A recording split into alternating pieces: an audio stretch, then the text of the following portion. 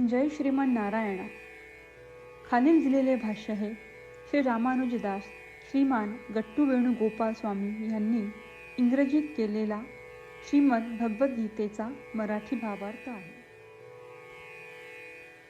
अध्याय 11 विश्वरूप संदर्शन योग, श्लोक 14. ततः सविस्मयाविष्टो हृष्टरोमा धनञ्जयः प्रणम्य शिरसा देवं कृताञ्जलिः अभाषत. ओम. गीता आचार्य श्रीकृष्ण परमात्मा अर्जुनासह आपल्या सर्वांना विश्वरूप संदर्शन योग शिकवत आहेत. आता संजय धृतराष्ट्राला म्हणत आहे, हे धृतराष्ट्र राजा, श्रीकृष्ण परमात्म्यांचे वैश्विक रूप पाहून अर्जुन आश्चर्याने भारावून गेला आहे. अति आनंदामुळे अर्जुनाच्या अंगावर शहारा आला आहे.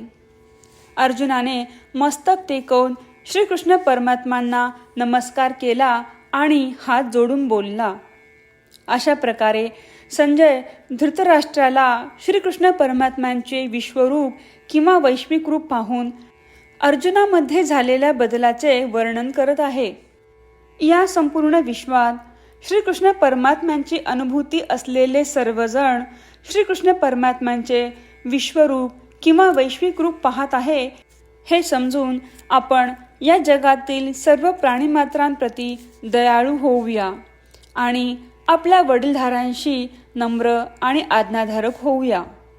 श्रीकृष्ण परमात्मा किंवा श्रीमन नारायण यांना शरण जाऊन आपण आपले जीवन अर्थपूर्ण बनवण्याचा प्रयत्न करत असताना संजयचे शब्द जसेच्या तसे श्लोकाच्या रूपात पुन्हा सांगण्याचा प्रयत्न करूया.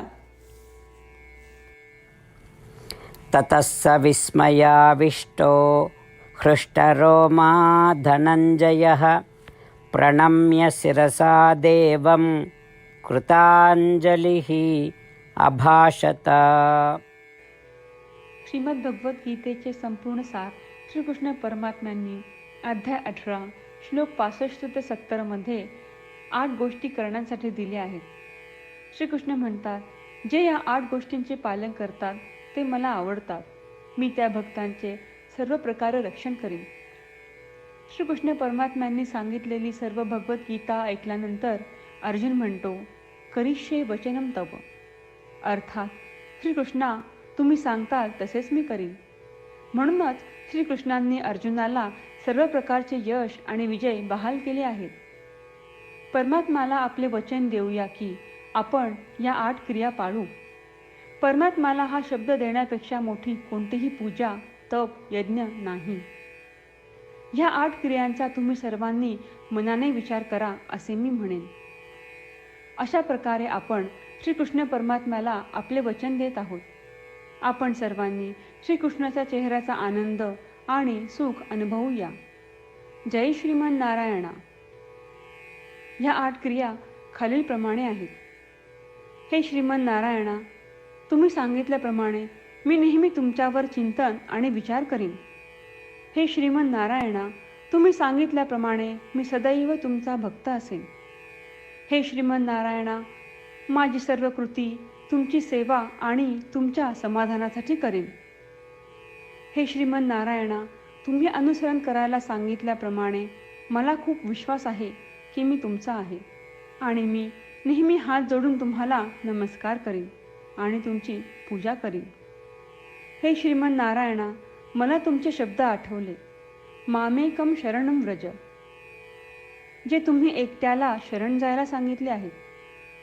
श्रीमन नारायणा, मी एकटाच तुम्हाला शरण जातो. हे श्रीमन नारायणा, मला तुमचे मा शुचाह शब्द आठवले की तुम्ही आम्हाला दुःख न करण्याचे आश्वासन देत आहात. मी यापुढे शोक करणार नाही. हे श्रीमन नारायणा, तुम्ही आमच्यासाठी श्रीमद भगवद्गीता देऊन आम्हा सर्वांवर कृपा केली आहे आणि आशीर्वाद दिला आहे.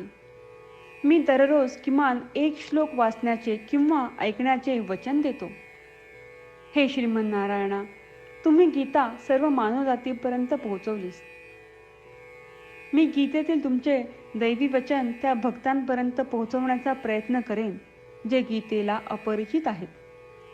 हे श्रीमन्नारायणा, तुम्ही सांगताल तसेच मी करेन. तुमच्या इच्छेप्रमाणे वागेन आणि तुमच्यासाठीच काम करीन. श्रीमन्नारायणाला आपण वचन देऊयात की दररोज त्यांनी सांगितल्याप्रमाणे आपण आचरण करू. हीच एक महान पूजा आहे. श्रीमन्नारायणा, करिष्ये वचनम तव. श्रीमन्नारायणा, मी तुमच्या सूचनेनुसार वागेन. ततः स विस्मयाविष्टो हृष्टरोमा धनञ्जयः प्रणम्य शिरसा देवं कृताञ्जलिः अभाषत. ॐ ततः स विस्मयाविष्टो हृष्टरोमा धनञ्जयः प्रणम्य शिरसा देवं कृताञ्जलिः अभाषत.